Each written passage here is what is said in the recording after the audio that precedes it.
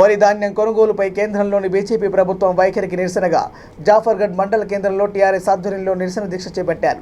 కార్యక్రమంలో జనగామ జిల్లా పరిషత్ చైర్మన్ పాగాల సంపత్ రెడ్డి, మండల అధ్యక్షులు Jaipal Reddy, market committee chairman Gujjari Raju, PSS chairman Karnakar, MPP Sudarshan, ZPTC Baby Srinivas, ఎంపీటీసీల ఫోరం అధ్యక్షులు శివయ్య, మండల రైతు కోఆర్డినేటర్ కడారి శంకర్ పాల్గొన్నారు.